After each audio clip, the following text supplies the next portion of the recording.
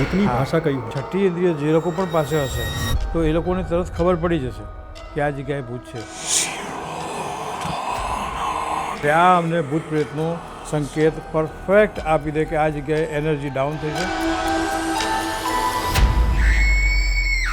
તમે ભૂત જોડે શું વાતો કરી? અમે એને ભૂતને કનડવા માટે નથી જતા. અમે ત્યાં જઈએ છીએ તો અમે ખાલી એની સાથે વાત કરવા માટે જઈએ છીએ કે કેમ અહીંયા છે. સૂર્યાસ્ત થઈ જાય એ પછી જીન ત્યાં પ્રવેશે. રાતના છેક 1:30 વાગે અમને ત્યાં ભૂતનો અહેસાસ થયો એટલે સિગ્નલો વાગવા માંડ્યા. પિતૃ આપણને હેરાન કેમ કરે? આજની તારીખમાં એ આત્મા એના શરીરની અંદર જઈને બોલે છે.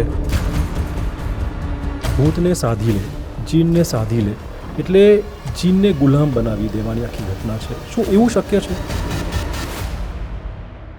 ભૂત તમે જોયું છે ક્યારેક?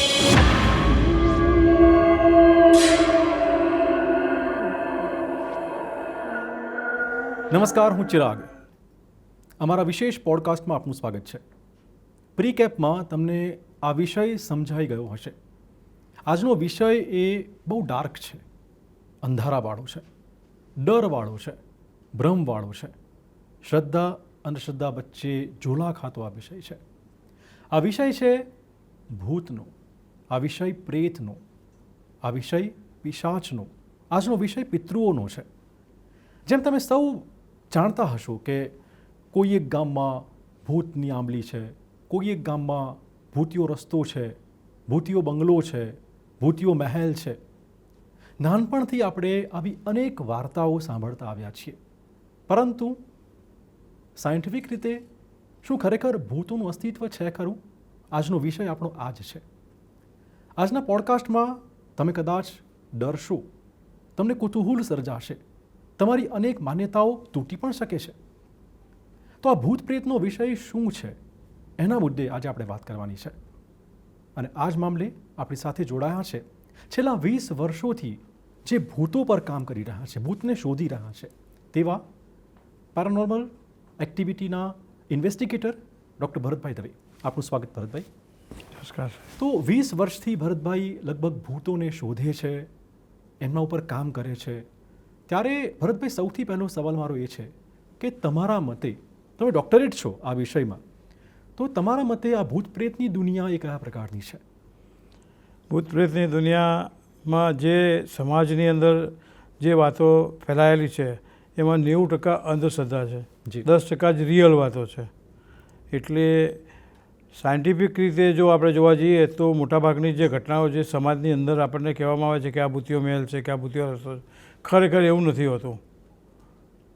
હકીકતે જ્યાં ફ્રિકવન્ટલી કોઈ પણ ઘટના બનતી હોય, એક કરતાં વધારે માણસો સાથે આ ઘટનાઓ બનતી હોય, ત્યારે અમે એના રીડિંગ લઈએ છીએ, ઓબ્ઝર્વેશન કરીએ છીએ, એના રીડિંગને નોટ ડાઉન કરીએ છીએ અને ફ્રિકવન્ટલી આ ઘટના કેટલી વાર બને છે એ જોયા પછી અમે નિષ્કર્ષ પર આવીએ છીએ કે ખરેખર આ જગ્યાએ પેરાનોર્મલ એક્ટિવિટી છે કે પછી ખાલી કોઈ માનવ સર્જિત કોઈ ઘટના છે. તો કયા પ્રકારની એક્ટિવિટી થતી હોય છે જ્યાં જે ભૂત હોય છે ત્યાં?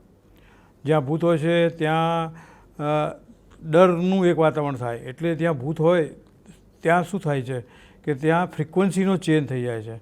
ત્યાંની અચાનકથી ફ્રિકવન્સી ડાઉન થઈ જાય છે, ટેમ્પરેચર એકદમ ડાઉન થઈ જાય છે. ભૂતને દેખાવા માટે અથવા તો પોતાની હાજરી બતાવવા માટે થઈને એને આસપાસના વાતાવરણમાંથી બહુ જ એનર્જી ખેંચવી પડે છે. એટલે એ આજુબાજુના એરિયામાંથી એનર્જી ખેંચે એટલે એ પોતે જે ટ્રેકમાં હોય એ ટ્રેક આખો ઠંડો થઈ જાય છે. એક જગ્યાએથી બીજી જગ્યાએ એ વહન જ્યારે થતું હોય આવા આત્માઓનું, ત્યારે આખો ટ્રેક ઠંડો થઈ જાય છે.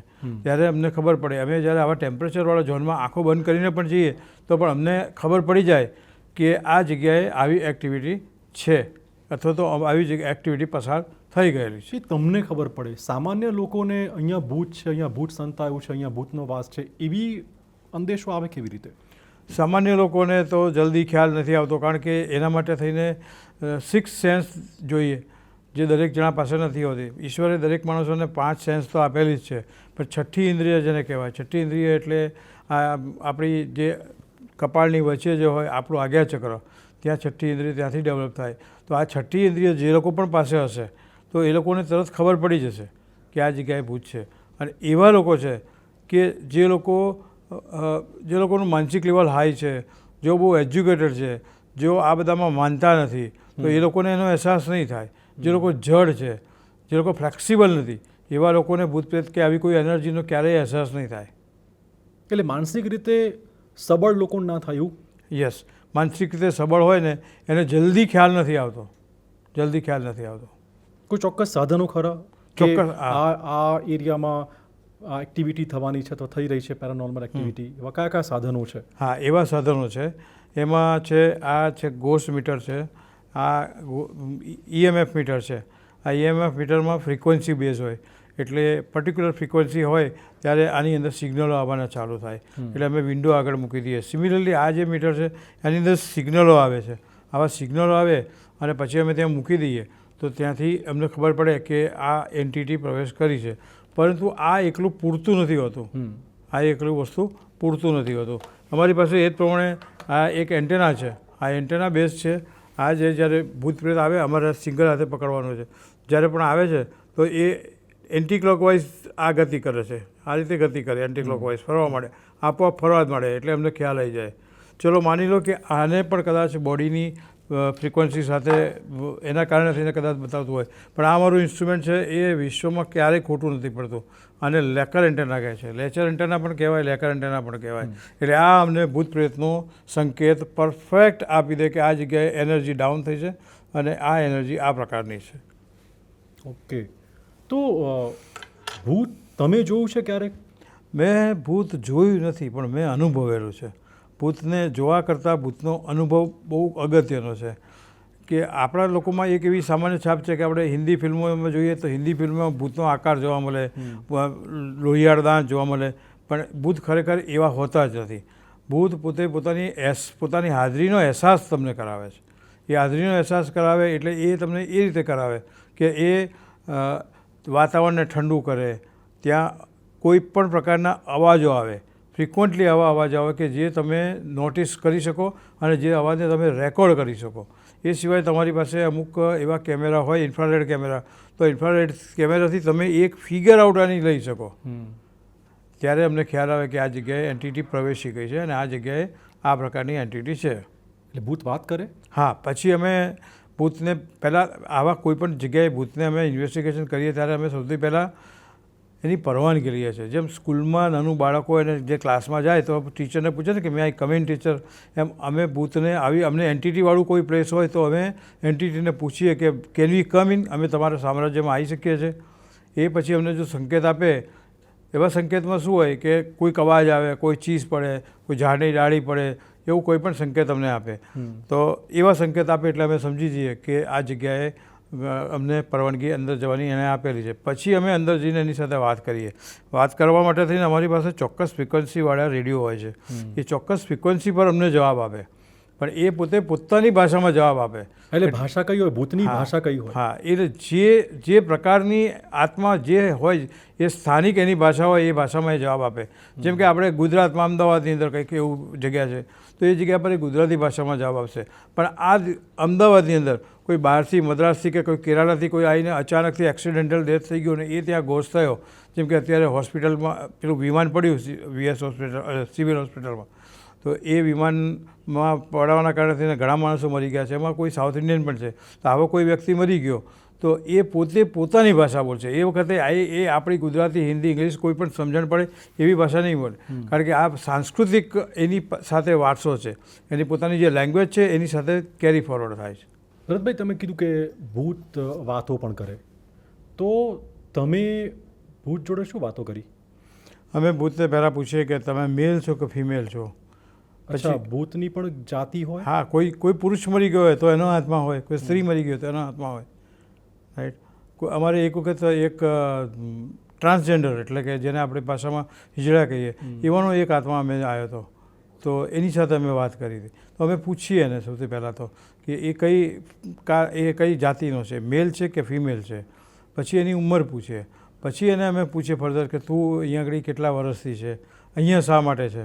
અમે એને ભૂતને કનડવા માટે નથી જતા. અમે ત્યાં જઈએ છીએ તો અમે ખાલી એની સાથે વાત કરવા માટે જઈએ છીએ કે એ કેમ અહીંયા છે, કેટલા વર્ષથી છે, અને અમે પૂછીએ છીએ કે અમે તારા માટે કંઈક કરીએ, તારી મુક્તિ માટે કરીએ. એ જો હા પાડે તો પછી અમે એ પ્રમાણેનું આગળ કાર્યવાહી કરીએ. એટલે એ રીતસર બોલે તમારી સાથે ભૂત? એ અમારી સાથે ના બોલે. એ એક અમારી પાસે રેડિયોની એક એવી ફ્રિકવન્સીનો રેડિયો છે, એ અમે એનું એન્ટેના ખેંચીને ચાલુ કરીએ ને તો એનો અવાજ છે ને સ્પેશિયલ ફ્રિકવન્સી પર એનો અવાજ આવે. એટલે ક્યારેક આપણે એ શું કહેવા માગે છે આપણને સમજ ના પણ પડે. ઘણી વખત પરફેક્ટ ક્લિયર કટ અવાજ આવે, પોતાનું નામ બોલે કે ભાઈ મારું નામ દયાશંકર છે, એ રીતે એ ક્લિયર કટ અવાજ આવે. ક્યારેક ના પણ આવે, ક્યારેક એનો ખોખરો અવાજ આવે. એ ફ્રિકવન્સી બેઝ છે.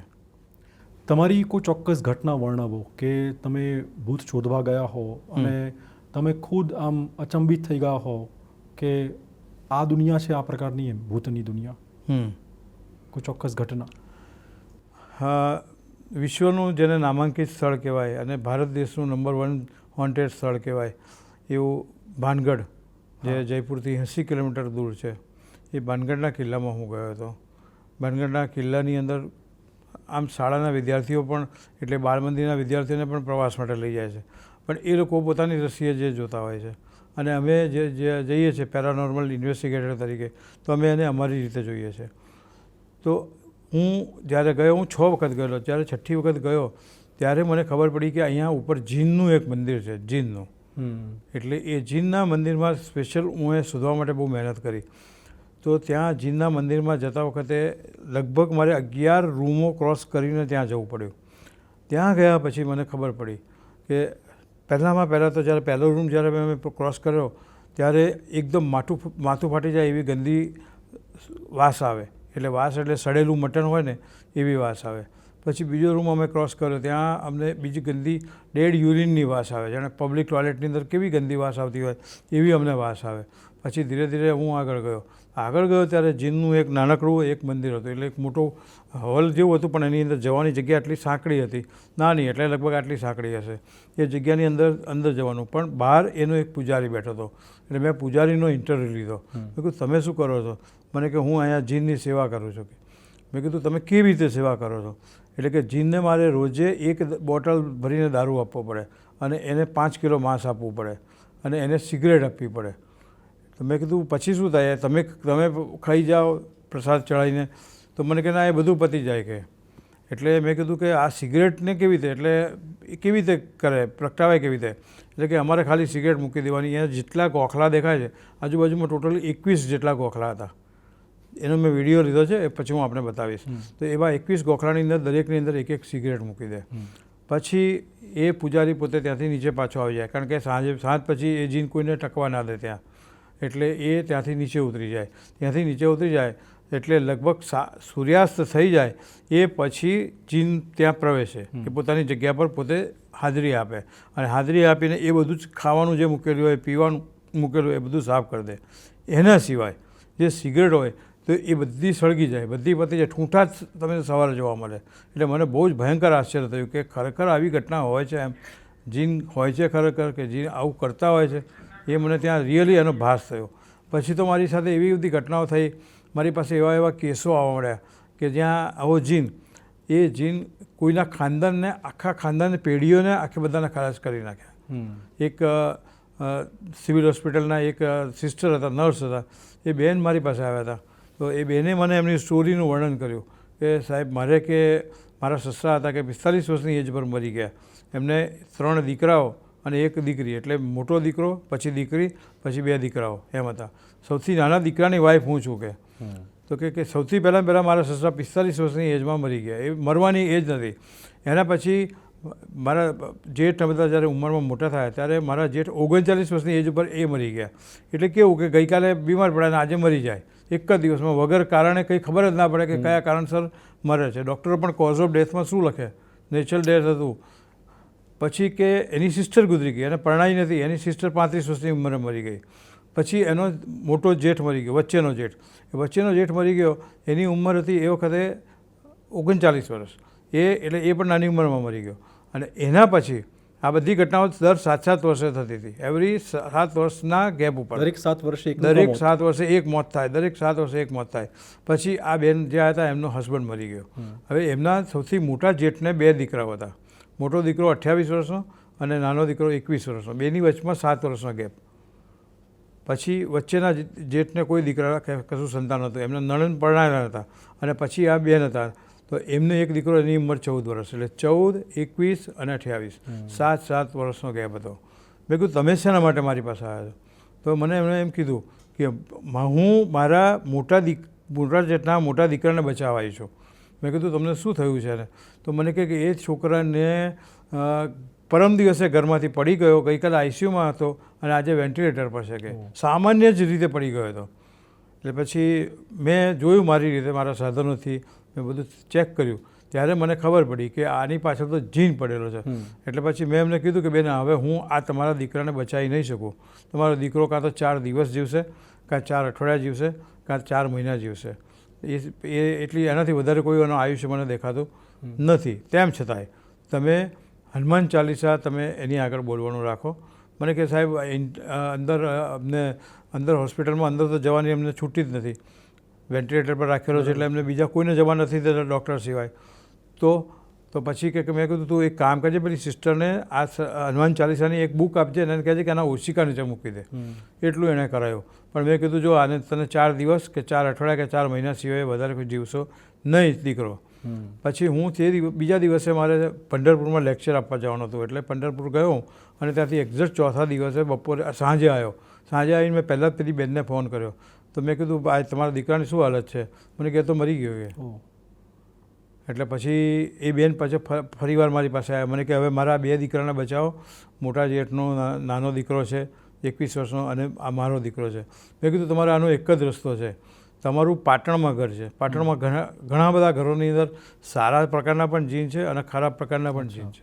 સારા પ્રકારના જીન હોય એ લોકોને ન્યાલ કરી દેતા હોય છે, માણસ બહુ સુખી થતા હોય.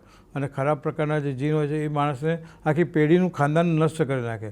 તો મેં કીધું તમે એના પોઝેશનવાળા એરિયાની અંદર તમે રહો છો, એટલે તમને એ રહેવા જ નહીં દે.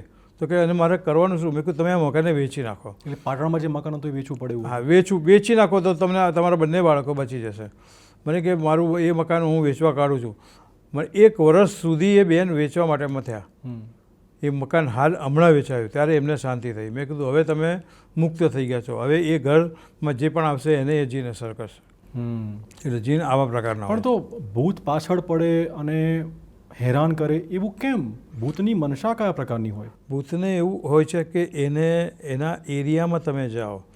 જેમ કે હું તમારા ઘરની અંદર આવું, હું તમને ઓળખતો પણ ના આવું ને તમારા ઘરની અંદર આવું અને તમને હેરાન થાય કે તમને નુકસાન થાય એવી પ્રવૃત્તિ કરું, તો તમે મારી પાછળ પડવાના છો.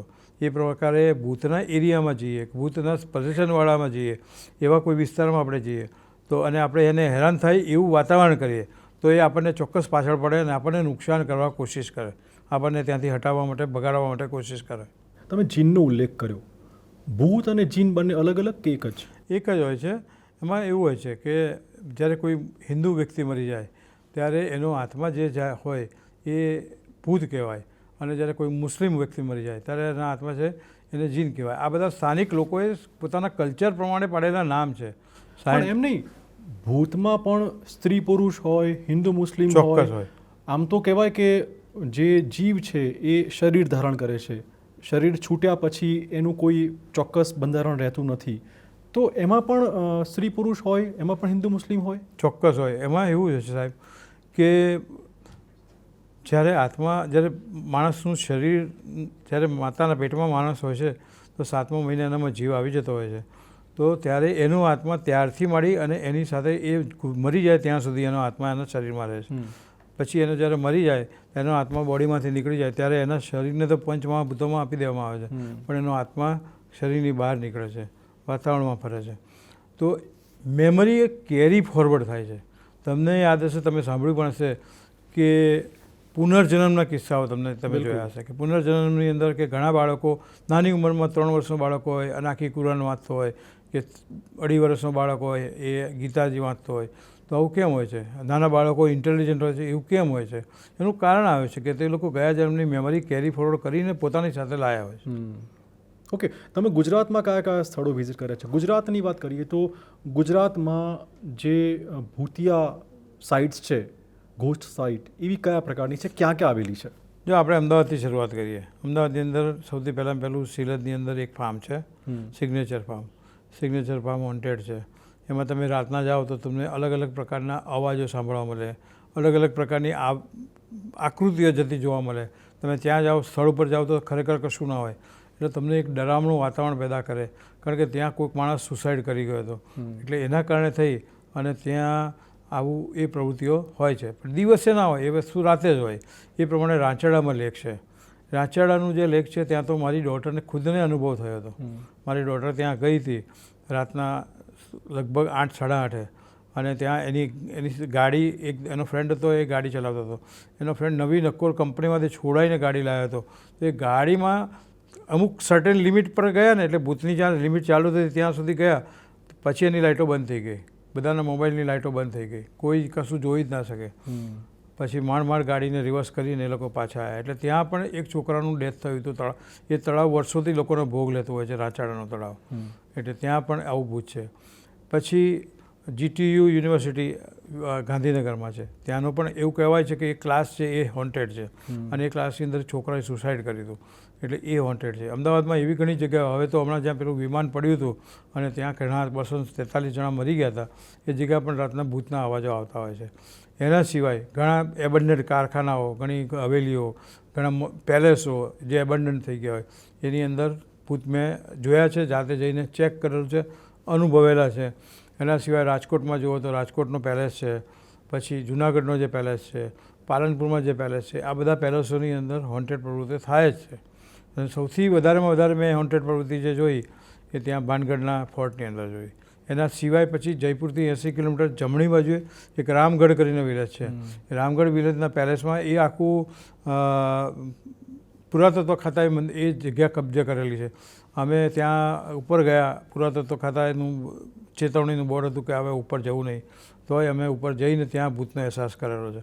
ત્યાં તો અમે રાતનું અંધારું એટલે કેવું કે એકદમ તમને તમારો પગ પણ ના દેખાય, તમને તમારો હાથ ના દેખાય, એટલું ઘોર અંધારું. અને ત્યાં જઈ અને અમે ભૂતનો અહેસાસ કરવા માટે થઈને અંધારામાં વરેલા, નીચે બધા પથ્થરો, ઠેર ઠેર બધા નાના મોટા પથ્થરો હતા, કોઈ જગ્યાએ નીચે ઊંડી ખાઈ હતી, તેમ છતાં અને આટલું ઊંચું વનસ્પતિ હતું. ગમે તે સાપ પણ નીકળે કે વીંછી પણ નીકળે કે ગમે તે કોઈ સંતાયેલું હોય, તેમ છતાં અમે ત્યાં જઈને ગયા અને બધે અમે સાધનો ગોઠવી દીધા હતા. રાતના છેક 1:45 વાગે અમને ત્યાં ભૂતનો અહેસાસ થયો, એટલે સિગ્નલો વાગવા માંડ્યા. પછી અમે એક પેલા તમને ખ્યાલ હોય તો સરકારી કચેરીઓની અંદર ઘંટડી આવતી હતી પહેલાં, વગાડે ટીન ટીન એટલે બહારથી પીઓન આવે, એવી ઘંટડી લઈ ગયા હતા. અને અમે ભૂતને કમાન્ડ આપતા હતા કે જો તમે અહીંયા હાજર હો તો તમે આ ઘંટડીને 2 વાર વગાડો, અને રીતસરની 2 વાર વાગે એટલે અમને ખબર પડી જાય કે આવ્યું છે. પછી અમે પૂછીએ કે તમે મેલ છો તો 1 વાર વગાડો, ને ફિમેલ છે તો 2 વાર વગાડો. આ રીતે અમને જવાબ મળે. એટલે આ રીતે ક્યારે ભરતભાઈ એવું થયું છે કે ભૂત તમારી પાછળ પડ્યું હોય? મારી પાછળ તો ખરેખર મને તમને કહું ને તો તમે માની નહીં શકો ને, એટલો બધો ખતરનાક મને અનુભવ થયો છે કે જ્યારે મેં પેરાનોર્મલ ઇન્વેસ્ટિગેશન અને હિલિંગ જ્યારે ચાલુ કર્યું, ત્યારે મેં મારી વેબસાઇટ ચાલુ કરી હતી અને મેં ઇન્ટરનેટ પર મેં મૂક્યું હતું, સોશિયલ મીડિયામાં મૂક્યું હતું કે હું હિલિંગ કરું છું. તો એ વખતે મારી પાસે એક છોકરીનો ફોન આવ્યો, રાયપુર છત્તીસગઢથી. એ છોકરીની ઉંમર હતી એ વખતે 27 વર્ષ. એ છોકરીએ મને કીધું કે સર તમે પેરાનોર્મલ હિલિંગ કરો છો? મેં કીધું હા. તો મને કે મારું હિલિંગ કરો. મેં કીધું કેમ, તમને શું થયું છે બેન? તો મને કે સર મારામાં જીન છે કે. મેં કીધું એમ? તો મને કે મારામાં 6 જીન છે કે, અને હું અરીસામાં જ્યારે મારું પ્રતિબિંબ જોઉં છું ત્યારે મને હું નથી દેખાતી, જીન જ દેખાય છે કે. એટલે પછી મને એમ કે એ બેન એ આવી સિરિયલો ને બધું જોતા હશે. મેં કીધું તમારા રૂમમાં ટીવી છે? મને કે ના, ટીવી જ નથી મારા રૂમમાં કે, એટલે હું સિરિયલ બિરિયલ કશું જોતી જ નથી. મેં કીધું તમે નોવેલ કે એવું કંઈ વાંચતા હશો? તો કે ના, નોવેલ કથા નથી વાંચતી કે. મારે કે જ્યારે હું આ 2.5 મહિના પહેલાં જ અમે લોકો અહીંયા રહેવા આવ્યા ત્યારે મને આ રૂમમાં હું જ્યારે રહેવા આવી મારા રૂમમાં ત્યારે મારું વજન 80 કિલો હતું. અત્યારે મારું વજન 45 કિલો છે. 2.5 મહિનામાં મારું વજન આટલા બધા કિલો ઉતરી ગયું આ જીનના કારણે. મેં કીધું જીન તને કરે છે શું? મને કે 6 જીન છે. રાતના હું સૂતી હોઉં ત્યારે મને શાંતિથી સુવાના હતા. એક જીને મારો એક હાથ પકડ્યો હોય, બીજા જીને બીજો હાથ પકડ્યો હોય, એક જીનના માથામાં એક ખોળામાં મારું માથું હોય, બીજા 2 જીન મને નીચેથી પકડી હોય, અને એક છેલ્લો જીન છે મારા 2 પગની વચ્ચેથી પ્રવેશી અને મારી મોંમાંથી બહાર નીકળે, અને પછી એ વખતે મને લીલા રંગની ઉલટીઓ થાય. એટલે મેં કહ્યું તમે આ તમારી સ્ટોરી તો ખરેખર ફિલ્મી સ્ટોરી હોય ને, ઇંગ્લિશ તમે પિક્ચરો બહુ જોતા એવું લાગે છે. મને કહે ના, ખરેખર એવું નથી થયું. પછી મેં એને ચકાસણી કરવા માટે કીધું, મેં કહ્યું તમારી સાથે આવી જે ઘટનાઓ થાય છે એ ઘટનાઓ તમે તમારા મમ્મી પપ્પાના રૂમમાં જઈને સુવો તો તમને થાય? મને કહે ના, મને નથી થતી. કે પછી મેં કહ્યું તમે તમારા ઘરથી બહાર તમારી કોઈ ફ્રેન્ડ હોય, હોસ્ટેલમાં રહેતી હોય, તમે ત્યાં જઈને તમને થાય છે અનુભવ? એણે મને કીધું કે ત્યાં પણ મને નથી થતું. એટલે હું સમજી ગયો કે આ જગ્યા આધારિત છે, કે અહીંયા જે જગ્યા હતી એ જગ્યાના રૂમની અંદર આવા જીનનું સ્થાન હતું. પછી મેં કીધું કે તારી પાસે કૂતરો પાળેલો હતો? કૂતરાને બહુ જ સેન્સ હોય, આને ડોગને, એને એની માઇક્રો લેવલની એની સૂંઘવાની શક્તિ હોય, એટલે એને તરત જ ખબર પડી જાય કે આવું કોઈક વસ્તુ છે, એટલે ભસવા માંડે. તો મેં કીધું કે તારી પાસે કૂતરો હતો? મને કે હું કૂતરો લાવી હતી ને એ 15 દિવસમાં મરી ગયો. કે એટલે પેલા જીને મારી નાખ્યો. મને કે હવે તમને બીજી કોઈ ખાતરી કરી તો કરો? મેં કીધું ના, હવે મેં તારી ખાતરી કરી લીધી છે. એ વખતે હું મારા ફાર્મ હાઉસ પર રહેવા ગયો હતો. મારું ફાર્મ હાઉસ પણ મેં અપ ટુ ડેટ રહેવા લાયક બધું સરસ બનાવેલું છે, આપણા પોતાના ઘર જેવું. તો તે દિવસે મેં કીધું આજથી તારું હિલિંગ ચાલુ કરું છું. મને કે મારા બોડીની અંદર 7 જીન છે, મેં તમને જે કીધા એ પ્રમાણે. મેં કીધું સારું, તું ચિંતા ના કરીશ. મેં એ રાયપુર છત્તીસગઢ હતી, હું અમદાવાદ સાણંદમાં મારું ફાર્મ છે ત્યાં હતો. મારા ફાર્મની અંદર મેં એનું હિલિંગ ચાલુ કર્યું. પછી રાતના અચાનક તે દિવસે પહેલા દિવસે રાતના 2:30 વાગે મને કંઈક સળવળાટ થયો રૂમમાં. એટલે મારી ઊંઘ એવી છે કે સાપ પણ પસાર થાય તો મને ખબર પડી જાય. એટલે હું જાગી ગયો અને મેં બેઠા થઈને જોયું તો કંઈક નીચેથી કંઈક આવતું હતું મારા તરફ. એટલે મેં સીધું કંઈ પણ વિચાર કર્યા વગર મારું સ્લીપર હતી એ સ્લીપરથી જોશથી મેં મારી નાખ્યું. એના પછી તરત જ બીજું કંઈ આવ્યું. એ મર્યું એટલે પછી તરત જ બીજું આવ્યું. એને મેં માર્યું, ત્રીજું આવ્યું. એમ કરીને સળંગ 7 વખત થયું. પછી મારી વાઈફ જાગી ગયા તો મને કહે શું થયું? મેં કીધું આ કોઈક જીવડા આવે છે. પછી ખોલીને જોયું તો આટલા લાંબા લાંબા કાન ખજૂર હતા, સેન્ટીપેડ જે આપણા કાનમાં જાય ને એ. પછી મને એમ કે આ ચોમાસાની સિઝન હશે તો કદાચ નીકળ્યા હશે. પછી મેં જોયું બીજે દિવસે, મેં ક્યાંય તિરાડ નથી, કોઈ દર નથી, કશું નથી. મારા રૂમમાં કંઈ આવવાની કોઈ જગ્યા નથી, તો ક્યાંથી આવે? તો મેં દરેક દિવાલો પર, દરેક જોઈન્ટ પર બધે મેં સિમેન્ટિંગ કરી દીધું. અને જે આગળનો જે રૂમ હતો ને રૂમની નીચે જે ગેપ હતી એ ગેપને પણ મેં બરાબર પૂરી દીધી. કોઈ હવા પણ ના આવી શક્યો. બીજે દિવસે પણ આવું થયું, ત્રીજે દિવસે પણ આવું થયું. પછી મને થયું કે આનું કનેક્શન પેલા જીન સાથે છે, હું જેનું હિલિંગ કરું છું જે છોકરીનું. અને ચોથા દિવસે મને પેલી છોકરીએ ફોન કર્યો કે સર મુझे कोई फ़र्क नहीं पड़ता है, मैं बहुत परेशान हो जाती हूँ. પછી ચોથા દિવસે મેં મારી એક સિનિયર લેડી હતી જે પણ મારી જેમ હિલિંગ કરતી હતી, દિલ્હીમાં રહેતી હતી. મેં એને ફોન કર્યો. મેં કહ્યું દીદી આવું થાય છે તો શું કરું? મને કે સર તમે છોડી દો એ કેસ, નહીં તો જીન તમારી પર એટેક કરશે. હવે તમારો વારો છે જીનનો. એટલે મેં કીધું સારું, તો આજથી તમે હિલિંગ કરશો? મને કહે તો મેં કીધું તમે પેલી છોકરીને કહી દો. બેને પછી પેલી છોકરીને કીધું કે બેટા તારું હિલિંગ આજથી હું કરીશ. બેન બહુ સ્ટ્રોંગ હતા અને એમની પાસે પોતાની પાસે કવચ હતું. કવચ એટલે મંત્રોનું કવચ હતું. તો એમણે પછી એનું હિલિંગ ચાલુ કર્યું. પહેલો દિવસ ગયો, બીજો દિવસ ગયો, અને ત્રીજા દિવસે તો પેલો જીન બધા એના બોડીમાં જે હતા બધા છટપટાવા માંડ્યા.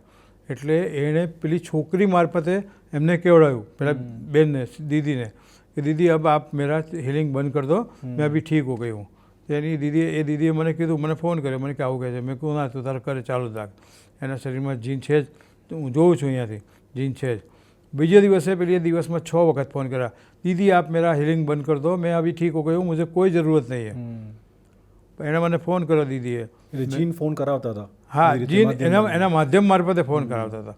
અને પછી મેં કીધું ના હજુ ચાલુ રાખતું એક દિવસ. ત્રીજે દિવસે પેલીએ કીધું કે નહીં દીદી આજ છે મેરા આપ કામ બંધ કર દો. પછી પેલી દીદીએ મને ફોન કર્યો. મેં કીધું તમે હવે આથી બંધ કરી દો. એમણે પેલી છોકરીને કીધું મેં અભી સે હિલિંગ બંધ કરી દેતી હું. બંધ કર્યું અને પછી એના બીજા દિવસે પેલી છોકરી મરી ગઈ. 27 વર્ષની છોકરી, કોઈ પણ પ્રકારનો શરીરમાં રોગ નહોતો અને એ છોકરી એક્સપાયર થઈ ગઈ. એટલે એ અનુભવ મારા માટે બહુ ખતરનાક હતો, કારણ કે મને એ વખતે જીનની સામેનું પ્રોટેક્શન કેવી રીતે કરવું એનો મને ખ્યાલ નહોતો. આમાં જ્યારે જો તમે રેકી શીખ્યા હોય તો રેકીની અંદર તમને તમારી ઓરાનું ગ્રાઉન્ડિંગ અને શિલ્ડિંગ કરવાનું શીખવાડે છે. તમે ગ્રાઉન્ડિંગ કરો અને શિલ્ડિંગ કરો, એટલે શિલ્ડિંગ કરો એટલે તમારી આસપાસમાં એક કવચ તૈયાર થઈ જાય. એમાંથી કોઈ પણ પ્રકારની એન્ટિટી તમારા બોડીમાં પ્રવેશી ના શકે. આ બધી જે એન્ટિટી હોય, જે આવા તત્વો હોય, આવી એલિમેન્ટ્સ હોય, એ બધા દિવસે જમીનની અંદર રહે, એટલે ટેલરિક એનર્જી હોય, એટલે જમીનમાંથી પછી રાતના બહાર આવે. તો તમારા માણસના બોડીમાં ક્યાંથી જાય? માણસના બોડીની અંદર આવી એનર્જી એના મૂલાધાર ચક્ર મારફતમાંથી જાય. મૂલાધાર ચક્ર એનું બે પગની વચ્ચે હોય, જ્યાં આપણું ટેલ બોન હોય એની બાજુમાં એનું મૂલાધાર ચક્ર હોય દરેકનું. તો ત્યાંથી બોડીમાં પ્રવેશે અને ત્યાંથી બોડીમાં પ્રવેશીને આજ્ઞા ચક્રનો કંટ્રોલ લઈ લે. એટલે આજ્ઞા ચક્ર એના કંટ્રોલમાં આવી જાય એટલે એ વ્યક્તિ ટોટલી ગાંડા જેવું થઈ જાય. અને પછી એ જે આત્મા એના બોડીમાં જે પણ વ્યક્તિનો આત્મા હોય એ પછી એની ભાષા બોલવા માંડે, એના અવાજમાં બોલવા માંડે, એના જેવું નોલેજ બોલવા માંડે. દાખલા તરીકે જેના શરીરમાં ગયું હોય એ વ્યક્તિ અભણ હોય અને આ જેનો આત્મા એના બોડીમાં જે ગયેલો છે એ ભણેલો હોય તો ઇંગ્લિશમાં પેલો બોલવા માંડે, કે બીજી કોઈ લેંગ્વેજો બોલવા માંડે. એનામાં જોરદાર તાકાત આવી જાય વધારે પડતી. કોઈ દાખલા તરીકે પહેલવાનનું કોઈ બોડી એના આત્મા એના શરીરમાં ગયો છે તો અપ્રતિમ એનામાં તાકાત આવી જાય. આવા બધા ઘણા બધા ઇન્સિડન્ટ્સ. બધી વાતો જે માત્ર સાંભળેલી છે સાચી હોઈ શકે છે, સાચી હોય છે, પણ આમાં સાહેબ એવું છે કે 90% વાતો ખોટી હોય છે. એ એક જણને થયું એટલે અંધશ્રદ્ધા એવી થાય કે ના ભાઈ આ જગ્યાએ થાય જ છે. મલ્ટિપલ લોકોને મલ્ટી એક્સપિરિયન્સ થાય ત્યારે ત્યાં તપાસ કરી. આવા 10% જ કેસો હોય છે. પેલી ઢીંગલી આવે છે, તમે પિક્ચરમાં જોતા હો છો ને, એ ઢીંગલીના હાથ પર સોય મારે, પગ ઉપર સોય મારે તો એની અસર બીજા કોઈ વ્યક્તિને જે બહુ દૂર બેઠો છે એને થાય. આ બધી મેલી વિદ્યા સાચી વસ્તુ છે? હા, એ છે આફ્રિકન વિદ્યા છે જેને વુડુ કહેવાય છે. WOODO વુડુ. આ વુડુ એક બ્લેક મેજિક કરવાની એક પ્રોસિજર છે. જેમ અમે લોકો રેકીમાં શીખાતા કે કોઈ માણસને હીલ કરવો હોય અને એ માણસ ડિસ્ટિંક્ટ પ્લેસ ઉપર છે, એટલે કે યુએસએમાં છે અને આપણે એને અહીંયા રહેલા હીલ કરવો છે તો અમે એક ઓશિકું લઈએ ને ઓશિકા પર કલ્પના કરીએ કે એનું આ બાજુ માથું છે, આ બાજુ પગ છે અને પછી અમે એને એ પ્રમાણે હિલિંગ અહીંયા આપીએ અને ત્યાં એનું હિલિંગ થાય. આ એનાથી બિલકુલ રિવર્સ પ્રોસિજર છે કે આપણે પહોંચાડવાની, હા, અને નુકસાન કરવા માટે કરીએ છીએ. ખરેખર બહુ ખોટું છે અને કોઈએ ના કરવું જોઈએ, એનાથી દૂર રહેવું જોઈએ. પિતૃઓની થોડીક વાત કરવી છે કેમ કે એ બી આત્માઓ જ હોય છે. તો પિતૃઓ આપણને નડી રહ્યા છે એવી ખબર કેવી રીતે પડે? અને પિતૃઓ આપણને હંમેશા ભલા માટે હોય. વડીલો તો જે પણ સ્વર્ગવાસી થયા છે પિતૃઓ આપણા ભલા માટે જ હોય. તો પિતૃઓ આપણને હેરાન કેમ કરે? પિતૃઓ ખરેખર કોઈને હેરાન નથી કરતા હોતા, પણ પિતૃઓ પોતાની ઈચ્છાઓ વ્યક્ત કરતા હોય છે. જ્યારે કોઈ પણ વ્યક્તિ મરી જાય છે ત્યારે કોઈનો તો પિતૃ હોય જ છે, તો એ પોતાના સંતાનોને પોતાની ઈચ્છા વ્યક્ત કરવા માટે થઈને એ પ્રયત્ન કરતો હોય છે. એ સાંકેતિક એ પોતે અલગ અલગ વસ્તુઓથી ઇશારા કરીને પોતાના સંતાનોને કહેવા માગતો હોય છે કે બેટા મારી આ અધૂરી ઈચ્છા છે કે મારું આ કામ બાકી રહી ગયું છે, તું કરજે. પણ એની સંકેતિક ભાષા કોઈ સમજી શકતું નથી. એના પુરાવા તરીકે સૌથી પહેલાં તમને કહું કે તમારા ઘરની અંદર પિતૃદોષ હોય તો સૌથી પહેલાં તમારા ત્યાં કાચના વાસણો પડવાનું ચાલુ થાય. કાચના વાસણો તમે ધોતા હોય ને ધોતા કાં તો હાથમાંથી છટકી જાય ને પડવાનું ચાલુ થાય. એટલે આપણે માનીએ કે કાચ છે તો તૂટવાનો જ છે અને આપણામાં એવી પણ એક બિલીફ છે કે કાચ તૂટે એટલે શુકન થયા. પણ હકીકતમાં પિતૃ કોઈ સંકેત કરે છે, આપણને નથી ખબર પડતી. ત્યાર પછી પિતૃઓ જે કરતા હોય છે એ તમારા ઘરમાં સ્ટીલના વાસણો પડવાનું ચાલુ થાય, સ્ટીલના વાસણોમાં ગોવા પડવાનું ચાલુ થાય. પછી પણ આપણને નથી ખબર પડતી, આપણને એમ થાય છે કે આ રૂટીન ઘટના છે. ત્યાર પછી વસ્તુઓનું ટેમ્પરરી મિસિંગ અને પાછું આવી જવું. એટલે દાખલા તરીકે તમે બહાર ગયા, બહારથી તમે ચાવી પાછા આવ્યા ત્યારે ચાવી તમે ટેબલ પર મૂકી, તમે બાથરૂમમાં ગયા, નહીં ધોઈને પાછા આવ્યા, તમને થોડુંક ચલો મંદિરમાં જવું, તમે જુઓ તો ચાવી ત્યાં નથી. પછી તમે બીજી કોઈ રીતે તમે ત્યાં મંદિરમાં જઈને પાછા આવો તો ચાવી ત્યાં જ પડી છે. આ ટેમ્પરરી મિસિંગ થાય છે વસ્તુઓ અને પછી પાછી આવે છે. આ ઘટનાથી આપણને સંકેત નથી મળતો. એના પછીના ચોથા તબક્કાની અંદર વસ્તુઓ પરમેનન્ટલી મિસિંગ થાય છે. તમારા ઘરમાંથી સોનાના દાગીના ખોવાનું ચાલુ થાય, તમારા ઘરમાંથી કોઈ વ્યક્તિ ગુમ થઈ જાય. ઘણા માનસિક ખરાબ હાલતમાં બાળકો જતા રહે છે, ઘણા સારી કન્ડિશનમાં બાળકો જતા રહે છે, કુંભના મેળામાં છૂટા પડી જાય છે. તો આ એક પિતૃદોષ હોવાના કારણે થઈને જ આવું થયું. પણ પિતૃઓની ભાષા આપણને ત્યારે પણ સમજ નથી પડતી. પછી એ પિતૃઓ ઘરની અંદર માંદગી લાવે છે. તમારા ઘરમાં પહેલાં ટેમ્પરરી બેઝ પર માંદગી આવે, તમને ના ખબર પડે, તમને એમ થાય કે શરીર છે તો માંદગી તો આવવાની છે. ત્યાર પછી બોડીની અંદર કેન્સરના સેલ ડેવલપ થવા માંડે છે અને માણસને કેન્સર થાય છે. એટલે જ્યારે પણ આવા વ્યક્તિ હોય છે તો એની ટ્રીટમેન્ટ ડૉક્ટરો બધી કરતા હોય છે, પણ એવી વ્યક્તિઓ સારી નથી થતી હોતી. તો જ્યારે આવી વસ્તુ હોય છે તો આવા પિતૃઓ જ્યાં હોય છે, પિતૃ એટલે છેવટે તો પેરાનોર્મલ એક્ટિવિટી થઈ, બિલકુલ આત્મા થયો. તમે એને ભૂત કહી શકો, હા, ભૂત આત્મા કહી શકો. હા, આપણે એને સારી ભાષામાં પિતૃ તરીકે લખીએ, બરાબર. તો આવા આત્માઓ જે છે તો એ જ્યાં હોય છે તો એ જગ્યા પર ઘરની અંદર ભેજ આવતો હોય. કોઈ પણ જગ્યાએ આવી એન્ટિટી છે કે નહીં એ જાણવું હોય તો થોડાક એના આઈડિયાઝ છે એ હું તમને કહું છું કે એ ઘરની અંદર ભેજ આવતો હોય, પછી એ ઘરની અંદર ત્રાંસી દિવાલો હોય, ત્રાંસી તિરાડો હોય, આમથી ત્રાંસી તિરાડ પડેલી હોય, ઊભી પણ નહીં ને આડી પણ નહીં, ત્રાંસી તિરાડ પડેલી હોય, એ ઘરની એનર્જી ભારે હોય, તમને એ ઘરની અંદર ઠંડક વધારે લાગે, બહાર ગરમી હોય ને એ ઘરની અંદર એકદમ ઠંડક લાગે, કારણ કે ભૂત જ્યાં હોય છે ત્યાં એકદમ ઠંડક લાવે, ત્યારે તમારે સમજી જવાનું કે આ જગ્યાએ આ બધી જ વસ્તુઓ ભેગી થયેલી છે. એટલે જ્યાં પણ આવા આત્મા હોય છે, અને છેલ્લે આવા આત્મા જ્યાં હોય ત્યાં જીઓપેથિક સ્ટ્રેસ લાઇન હોય, જીઓપેથિક સ્ટ્રેસ લાઇન, આ બધા એકબીજા સાથે સંકળાયેલી વસ્તુઓ છે. જમીનમાંથી નીચેથી આવતી નેગેટિવ ઉર્જા એ જ્યાં પણ હોય છે ત્યાં આવી પ્રવૃત્તિ હોય ને હોય જ છે. અને અત્યારે ભારત દેશના જેટલા ઘરો છે એમાંથી 50% ઘરોની અંદર જીઓપેથિક સ્ટ્રેસ લાઇન એટલે જમીનમાંથી નીચેથી નેગેટિવ ઉર્જા લાવતી રેખાઓ હોય જ છે. અને આવી રેખાઓના કારણે થઈ અને માણસોને બ્લડ કેન્સર જેવા ખતરનાક જીવલેણ રોગો થાય છે. એ રેખાઓ તમારા શરીરમાં જે પણ અંગમાંથી પસાર થાય છે એ અંગને 5-6 વર્ષે તમારું ખતમ કરી નાખે છે. ડૉક્ટરો એમની પોતાની તમે સાયન્ટિફિક વાત કરો છો? બિલકુલ સાયન્ટિફિક વાત કરું છું, ભૂતની આત્માઓની વાત બંને વસ્તુની ભેગી વાત કરું છું તમને. ટૂંકમાં આપણી આજુબાજુ ક્યાંક ને ક્યાંક બધી આત્માઓ ભટકતી જ છે. હા, એ આત્માઓ અત્યારે દાખલા તરીકે આપણે અહીંયા બેઠા છે અહીંયાથી પણ ભટકતી જ હોય છે. એક તમને એક બહુ સરસ વાત કરું કે તમે ઘણી વખત રાતના બેઠા હો ઘરની અંદર, તમે 1:30-2 વાગ્યા સુધી તમને વાંચનનો શોખ છે, તમે બારી દરવાજા બધું બંધ કરો છો, શિયાળાની સિઝન છે એટલે તમે ઘરમાં એસી બેસી બધું બંધ છે, પંખાએ બંધ છે, અને તમે વાંચન ચાલુ કરો છો, અને રાતના લગભગ 1 વાગે થાય છે અને તમારા રૂમની અંદર અચાનકથી કોઈ સારી સુગંધ આવે છે. તમને થાય છે કે મેં કોઈ પરફ્યુમ લગાવ્યું નથી, કોઈ છે નહીં મારા રૂમમાં, અને અચાનકથી ક્યાંથી સુગંધ આવે છે, ગુલાબ, ચંપો, મોગરો એવી સરસ સ્મેલ આવે, તો સમજી જાઓ ને કે કોઈ સારો આત્મા તમારા ત્યાંથી પસાર થઈ રહ્યો છે. આત્માઓનો ગો થ્રુ હોય, એમનો રસ્તો હોય, ત્યાંથી પસાર થતા હોય, એટલે તમને એવું થાય. એ તમને બ્લેસિંગ આપતા જાય. સારા આત્મા હોય એને તમે રિક્વેસ્ટ કરો, તમને બ્લેસિંગ આપે. અને જ્યારે તમને કોઈ ગંદી સ્મેલ આવે, એટલે ડેડ યુરિનની સ્મેલ આવે, સડેલા મટનની સ્મેલ આવે, અથવા પહેલાંના જમાનામાં પનામાં સિગરેટ હતી જે સ્ટ્રોંગ હતી, કાળી સિગરેટ, એ સ્ટ્રોંગ તમાકુની બળવાની સ્મેલ આવે, એવી અચાનકથી સ્મેલ આવે તો સમજી લેવાનું કોઈ ખરાબ આત્મા જઈ રહ્યો છે.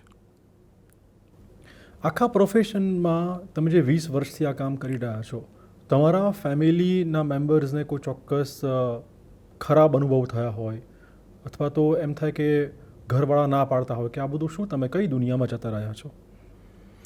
મને એકચ્યુઅલી હું આ લાઈનમાં જે આવ્યો અને વધારે મેં કામ કર્યું જીઓપેથિક સ્ટ્રેસ લાઇનની અંદર, એ જીઓપેથિક સ્ટ્રેસ લાઇન એ પેરાનોર્મલ એક્ટિવિટીની કઝિન સિસ્ટર કહેવાય, 2 બહેનો કહેવાય. જીઓપેથિક સ્ટ્રેસ લાઇન એ સાયન્ટિફિક વસ્તુ છે, અને આ આપણે એને આત્માની માનીએ છીએ, ભૂત પ્રેતમાં માનીએ છીએ. આ બંને વસ્તુ એકબીજા સાથે સંકળાયેલી છે.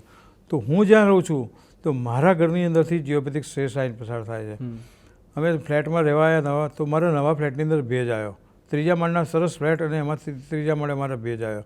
અને પછી ભેજ દૂર કરીએ એ પહેલાં તો અમુક જગ્યાએ તિરાડો આવી ઘરમાં, અને પછી મારા વાઈફને એની ઇફેક્ટ થઈ, અને મારા વાઈફને બંને કિડની ફેલ થઈ, અને પછી મારા વાઈફ ગુજરી ગયા એમાં. તો સિમિલરલી અમારા સામેનો ક્રોસનો જે ફ્લેટ હતા એ ફ્લેટની અંદરથી પણ આ લાઈન પસાર થતી હતી. તો એ ફ્લેટમાં જેટલા લોકો રહેવા આવે બધાની કિડની ફેલ થાય, દરેક જણાને, કારણ કે બધાના માસ્ટર બેડરૂમની અંદરથી એ લાઈન પસાર થતી, અને જ્યાંથી જાય ત્યાં એ લોકોને બધા નુકસાન થાય. એનાથી પણ આગળ રોડ વટાઈને ત્યાં આગળ શાકવાળો હતો, શાકવાળાની વાઈફને એને પણ હાર્ટ નાની ઉંમરમાં 40 વર્ષની ઉંમરમાં એનું હાર્ટ બગડી ગયું, એને હાર્ટ એટેક આવી ગયો. તો પછી બાજુમાં એક દુકાન કે જ્યાંથી આ લાઈન પસાર થાય, તો ત્યાં પણ ધંધા ના થાય કોઈના, દર 6 મહિને માલિક બદલી જાય, ધંધા ના થાય. દર 6 મહિને તમે જુઓ તો આ દુકાન વેચવાની છે કે ભાડે આપવાની, એવો સિમ્બોલ લખેલો.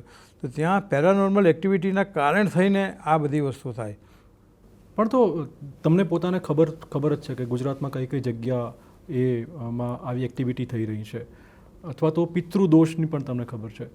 સામાન્ય લોકોને તમે શું સંદેશ આપો કે આ બધાથી દૂર રહેવું હોય, અથવા તો આનો અહેસાસ ના થવા દેવો હોય, આનું નેગેટિવ ઇમ્પેક્ટ ના થવા દેવી હોય, તો શું ઉપાયો કરવા જોઈએ?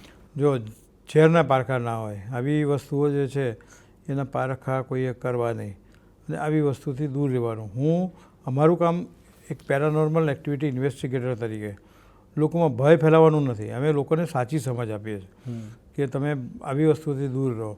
અને આ વસ્તુ આ છે તો તમે એને છંછેડશો નહીં તો તમને ક્યારેય કોઈ નુકસાન નથી કરવાનું. એટલે અમે સમાજમાં જાગૃતિ ફેલાય એને માટેનું અમે કામ કરીએ છીએ. લોકો દૂર કેવી રીતે રહેવાનું? લોકોએ એક બહુ તમારી વાતમાંથી બહુ સરસ એક નીકળ્યું કે ભેજ આવતો હોય તો પિતૃઓનો દોષ હોઈ શકે છે. તમે જો આખી સોસાયટીમાં ભેજ આવતો હોય, દરેક ઘરમાં ભેજ આવતો હોય, તો શું બધાને આવો પ્રોબ્લેમ હશે? યસ. અને બધાના હાથ જોઈએ તો બધાના હાથની અંદર પર્ટિક્યુલર નિશાન હોય જ છે. હું પામીશ પણ છું, હસ્તરેખા શાસ્ત્રી પણ છું. તો હસ્તરેખામાં કેવી રીતે પિતૃદોષ જોવો એ મને ખ્યાલ આવે છે. તો જે પણ જગ્યાએ જઉં છું તો હવે તો શું છે કે માણસને એના ઘરમાં ભેજ જોવું મને ખબર પડી જાય કે એના હાથમાં આ પ્રકારની નિશાનીઓ હશે. એ જોઈએ એટલે ખબર પડી જાય કે આવું છે જ. અને અત્યારના ટાઈમની અંદર મેં આપને વાત કરીને 50-60% ઘરોની અંદર આવું હોય છે. પેરાનોર્મલ એક્ટિવિટી પણ હોય છે અને પિતૃદોષ પણ હોય છે. એટલે જ લોકો વધારે દુઃખી થતા હોય છે. લોકો ઘણા મહેનત કરતા હોય છે પણ પોતે પોતાના ગોલ સુધી નથી પહોંચી શકતા. એનું કારણ આ એક્ટિવિટી જ હોય છે. ઘણા લોકો પોતે પોતાના ધંધામાં માહિર હોય, ઘર બદલે અને ઘર બદલીને એવા ઘરની અંદર જાય કે જ્યાં આવી પ્રવૃત્તિ હોય તે ઘરની અંદર દુઃખી થાય છે માણસ અને એમનો પ્રોગ્રેસ અટકી જાય છે. ભૂતનો અહેસાસ અને કુંડળીમાં ગ્રહોની સ્થિતિ એને કોઈ ચોક્કસ મેળ ખરો? હા. જે વ્યક્તિઓનો ચંદ્ર અને રાહુ એનો પાવરફુલ હોય તો એ લોકો ભૂત પ્રેતને એ બધાની વસ્તુને સારી રીતે સમજી શકે અને આ વસ્તુ સમજી શકે કે અનુભવ કરી શકે? સમજી શકે અને અનુભવ કરી શકે. એમની થર્ડ સેન્સ એકદમ જાગૃત થઈ જાય, સિક્સ્થ સેન્સ. એટલે એમને તરત જ ખબર પડી જાય કે આ જગ્યાએ આ પ્રવૃત્તિ થઈ રહી છે અથવા તો અહીંયા આવા પ્રકારની એન્ટિટી છે. ભૂતનો ડર લાગે ને ડર ના લાગે, આની વાત કરું છું. ભૂતનો ડર જે લોકોને અંધશ્રદ્ધા છે, જે લોકો ખોટી રીતે પોતે એક સામાન્ય ઘટના થાય છે ને એના આધારે એ લોકો ડરતા હોય તો એ વસ્તુ ખોટી છે. ડર રાખવાનો શેની કોઈને ડર કોનો રાખવાનો હોય? ઈશ્વરનો ડર રાખવાનો હોય. ભૂતનો ડર ક્યારેય ના રખાય. કારણ કે એ અંધશ્રદ્ધાનો એક વિષય છે. શ્રદ્ધા ક્યારે હોય કે જ્યારે અને સાચું ક્યારે હોય? પેરાનોર્મલ એક્ટિવિટી ક્યારે પ્રૂવ થાય કે જ્યારે અમે એના સતત ઓબ્ઝર્વેશન કરતા હોય, એના ડેટાનું એનાલિસિસ કરીએ અમે અને એમાંથી રિપીટેડ ઘટનાઓ કેટલી થાય છે. એકની એક ઘટના પર દાખલા તરીકે કોઈ મકાન છે, મકાનની અંદર ત્રીજા માળે રાતના રોજ અવાજ આવે છે, એક પ્રકારના ચોક્કસ પ્રકારના અવાજ આવે છે. તો ઘણી વખત એવું હોય કે ચોક્કસ પ્રકારના અવાજો બિલાડીને જવાના કારણે આવતા હોય એટલે લોકો ભૂત સમજી જાય. આવી હાસ્યાસ્પદ ઘટના પણ થતી હોય છે. અને ઘણી જગ્યાએ આવું સિરિયસ પણ હોય છે કે હમણાં હું છેલ્લે એક ફ્લેટનું જોવા ગયો હતો તો ત્યાં એના ઓનર હતા, એમની 3 વર્ષની છોકરી હતી.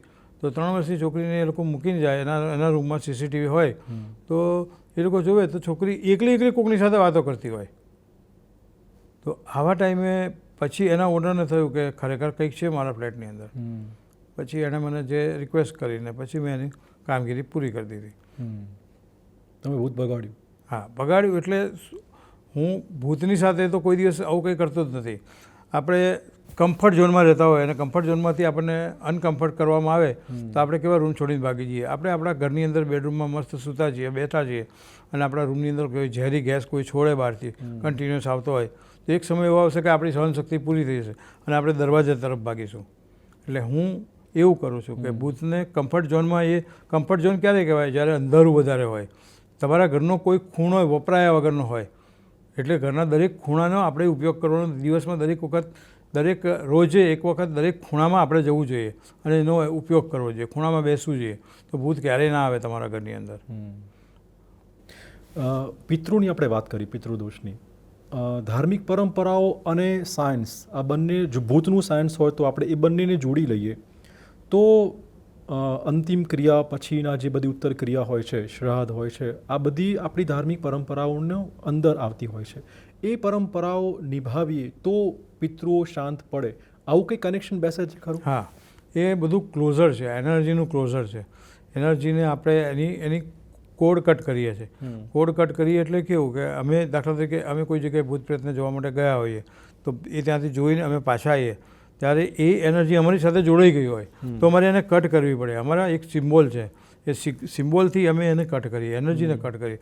એ પ્રકારે આપણે આ જે કરીએ છીએ, માણસ મરી જાય છે ત્યારે આપણે એની અંતિમ ક્રિયા કરીએ છીએ એટલે એનું ક્લોઝર થઈ જાય છે અને પછી આપણે એની શ્રાદ્ધ વિધિને બધું કરીએ છીએ. એ આપણે એને એનર્જીને કટ કરીએ છીએ. પછી એનર્જી પોતે પોતાના વાતાવરણમાં મુક્ત થઈ જાય છે. એટલે સાયન્સ આ રીતે એની સાથે જોડાયેલું છે. સોશિયલ મીડિયા પર ઘણીવાર બધા વિડીયો જોતા હોઈએ છીએ, એમાં ફોટોગ્રાફની પાછળ એક ઇમેજ ઊભી થઈ જાય, એને ભૂત ગણી લેવામાં આવે. બાઇક ગમે તે રીતે આંટા મારતું હોય, અલગ જ પ્રકારની રીતે, કોઈ આજુબાજુ હોય પણ નહીં અને બાઇક એની જાતે આંટા મારતું હોય. તો આ પ્રકારની ઘટનાઓ જે કેમેરે પણ કેપ્ચર થઈ રહી છે, આવી કોઈ ઘટના તમને યાદ આવે છે? એવી ઘટના અમે લોકો જ્યારે મહાબળેશ્વર ગયા હતા, એક અમારી માથેરાન તમારા ફોટામાં કોઈ ભૂત કેપ્ચર થયું હોય એવું કોઈ ઘટના? હા, બોમ્બેની એક ટીમ સાથે હું ગયો હતો પેરાનોર્મલ ઇન્વેસ્ટિગેશન માટે. એ ટીમમાં બધા 12 જણા હતા, બધા એક્સપર્ટ હતા, બધા જ એમની સાથે હું ગયો હતો. અને એ અમે લોકો મહાબળેશ્વરમાં ગયા હતા. તો મહાબળેશ્વરમાં જૂના મકાનો છે, બહુ જૂના મકાનો છે, એટલે અંગ્રેજોના ટાઈમના મકાનો છે. અંગ્રેજોના ટાઈમના મકાનો ઊંચી હાઇટ ઉપર છે, આજુબાજુ ખૂબ ઝાડી છે, અને એ ઝાડી જેવા મકાનોની એ એરિયાની અંદર આવા મકાનો છે. તો એવું એક મેજરનું મકાન હતું. એ મેજર ત્યાંનો કિંગ જેવો હતો. તો એણે ત્યાંના પેલેસમાંથી નીચેથી એને ખાઈ હતી, જે ખીણ હતી, અને ત્યાં આદિવાસીઓ રહેતા હતા. તો ત્યાંથી આદિવાસી છોકરીઓને 15-17 વર્ષની છોકરીઓને ત્યાંથી પકડી લાવે અને ત્યાંના માણસો, અને એને રેપ કરીને એને કાપી નાખતો. માનસિક વિકૃતિ ધરાવતો હતો. તો એના જે રૂમ હતો, આજની તારીખમાં એનો જે રૂમ છે, એ રૂમને પ્રોહિબિટેડ કરેલો છે. એની બહાર મ્યુનિસિપાલિટી ગવર્મેન્ટે બોર્ડ મારેલું છે કે આની અંદર કોઈએ પ્રવેશવું નહીં. તો એ રૂમને જોવા, એની એનર્જીને જોવા માટે અમે લોકો ત્યાં ગયા હતા. તો એ રૂમમાં આજની તારીખમાં તમને ચારે તરફ લોહીના છાંટા, 100-150 વર્ષ જૂની ઘટના છે, પણ હજુ છાંટાને બધું અકબંધ જળવાઈ રહ્યું છે. તમને ચારે તરફમાં બધું દેખાય. ગોદડા ફાટી ગયા છે, પણ તમને ત્યાં લોહીવાળા લાલ હોય એવું તમને દેખાય. તો આવી જગ્યાએ અમે ગયા હતા. તો ત્યાં અંદર મને શેડો જોવા મળ્યા હતા, શેડોની મુવમેન્ટ જોવા મળી હતી, અને એકદમ કુલ બ્રીઝ આવ્યો, ઠંડીનો અહેસાસ થયો. એટલે અમે લોકો ત્યાંથી પછી ભાગી ગયા. તમારી આ બધી વાતોમાં જે લોકો વિશ્વાસ નથી ધરાવતા, એવા કહેવાય ને કે પેલા એક્ટિવિસ્ટ જે હોય છે, રેશનાલિસ્ટ, તમને ક્યારે ધમકીઓ મળી છે એ લોકો તરફથી કે આ બધું બંધ કરો, આ બધું કોઈ બધી વાર્તાઓ હોય છે કે આવું કંઈ હોતું નથી? હું આને પ્રોફેશનલ ધોરણે, હું કોઈ પૈસા લઈને કામ નથી કરતો. આ શોખ જ છે મારો, અને શોખથી જ હું હેલ્પ કરવાનું જ કામ કરું છું. એટલે મને કોઈએ ધમકી નથી આપી. હું કોઈને મિસગાઈડ કરતો જ નથી, હું ગાઈડ જ કરું છું. ભૂતથી બચવું હોય તો? ભૂત કોઈ દિવસ કોઈને હેરાન કરશે જ નહીં, જો તમે એના રસ્તામાં નહીં. અમે અગાઉ પણ આપણે કહ્યું, જો આપણે એને છેડીશું નહીં તો આપણને ક્યારેય છેડવાનું નથી. એ આત્મા છે. આપણે પણ ભવિષ્યમાં જ્યારે આપણે ગુજરી જઈશું ત્યારે આપણે ભૂત જ થઈશું. આપણો આત્મા પણ ભૂતમાં જ ફેરવવાનો છે. તો કોઈને વિના કારણે કોઈ છેડતું જ નથી, કારણથી જ કોઈને નડે છે. દાખલા તરીકે હું તમને કહું કે માણસનું ભૂત ક્યારે ખતરનાક થાય. માણસને જ્યારે જીવવાની ઈચ્છા, દરેક માણસને જીવવાની ઈચ્છા હોય છે છેક સુધી. તો આવી ઈચ્છાઓ જ્યારે અધૂરી રહી જાય, જ્યારે કોઈ વ્યક્તિ બસ સ્ટેન્ડની બાજુ ઉપર ઊભી છે, બસ સ્ટેન્ડની બહાર ઊભી છે, અને ત્યાં અચાનક ઉપરથી એની પર જાહેરાતનું પેલું મોટું બેનર બોર્ડ પડે છે, અને એ વ્યક્તિ ત્યાં જ મરી જાય છે. તો એ વ્યક્તિ પોતાના બાળકને લેવા જતી હોય છે સ્કૂલે, અને અચાનકથી મરી જાય છે. તો એની ઈચ્છાઓ અધૂરી રહી ગઈ. એની તીવ્ર લાલસા હતી કે મારા બાળકને લઈ સલામત અને મારા ઘરે જવું. કોઈ માં છે, એ માના પેટની અંદર બાળક છે, અને એ બાળકને જન્મ આપતા પહેલાં એ માં મરી ગઈ. તો એવો આત્મા છે, એ પણ અવગત જાય છે. ના, પણ તો પછી તો જે કમોત થાય છે, ધારો કે તમે પ્લેનની વાત કરી, દુર્ઘટનાની વાત કરી, એમાં જે પણ લોકો માર્યા ગયા છે, નદીના પૂરમાં જે લોકો તણાઈને મરી જાય છે, અથવા તો બિલ્ડિંગ પડે છે અને લોકો મરી જાય, બધા જ એ અતૃપ્ત આત્માઓ જ કહેવાય. ચોક્કસ. એ બધા જ ભૂત જ થાય. ચોક્કસ. અને બધા જ આપણને હેરાન કરે? બધા આપણને હેરાન ના કરે.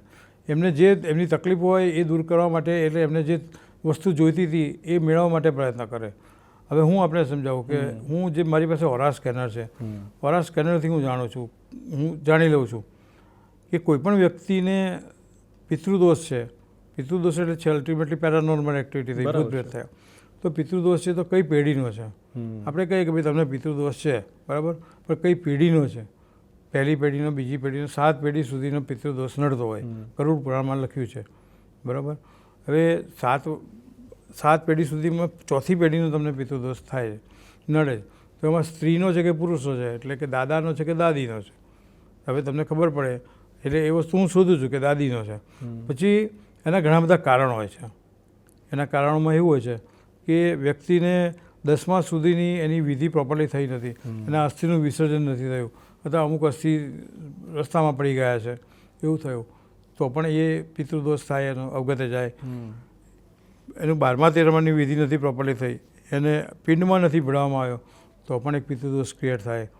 એ થયું, એ બધું ઓકે છે તો એ માણસને કોઈ ખાવાની ઈચ્છા દૂરી રહી ગઈ. ઘણા માણસોને એવી ખાવાની ટેવ હોય, કોઈને બહુ ફાફડા ભાવતા હોય, કોઈને બહુ ભજીયા ભાવતા હોય, તો મરતા વખતે એને એમ થાય કે ચાલ એકાદ ફાફડા ખાઈ લઈએ તો સારું એમ, અને ના મળે એને તો પણ એનો જીવ એની અંદર રહી જાય.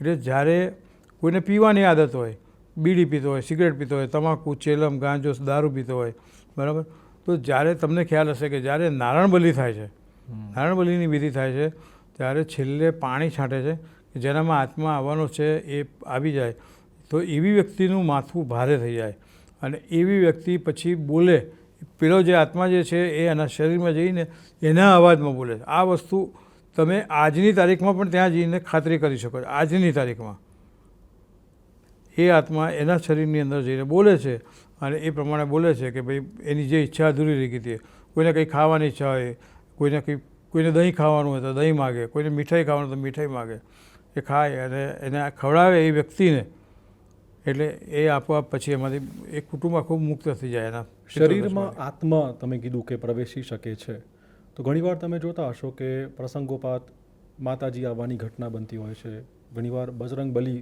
શરીરમાં પ્રવેશતા હોય એવી ઘટના બનતી હોય છે, તો આ બધી ઘટનાને માની લેવી આપણે? સાચી વાત છે. આ એક માનસિક પરિસ્થિતિ છે. તમારા મગજની અંદર જ્યારે આ વસ્તુ કબજો કરી લે ત્યારે તમને એવું પોતાને અહેસાસ થાય કે તમને માતાજી આવ્યા છે. જેમ ખરાબ એનર્જી છે એમ સારી પણ એનર્જી છે.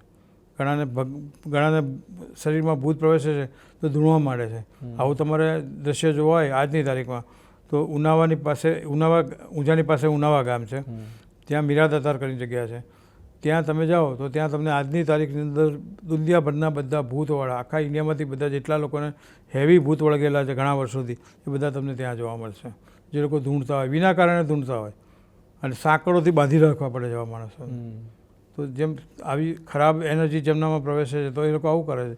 સારી એનર્જી પ્રવેશે છે તો એ લોકોને બ્લેસિંગ આપે છે, બીજું કશું નહીં. તમે આ વિષયમાં પીએચડી કર્યું છે એટલે ચોક્કસ વૈજ્ઞાનિક આધાર તમારી પાસે વાતનો છે જ, પરંતુ દર વખત એવું કહેવાતું હોય છે કે આ જે આત્મા પ્રવેશે છે, માતાજી આવે છે, આ બધી જ એ માનસિક બીમારીની ઉપજ હોય છે હંમેશા વેસ્ટર્નાઇઝ જે લોકો હોય છે.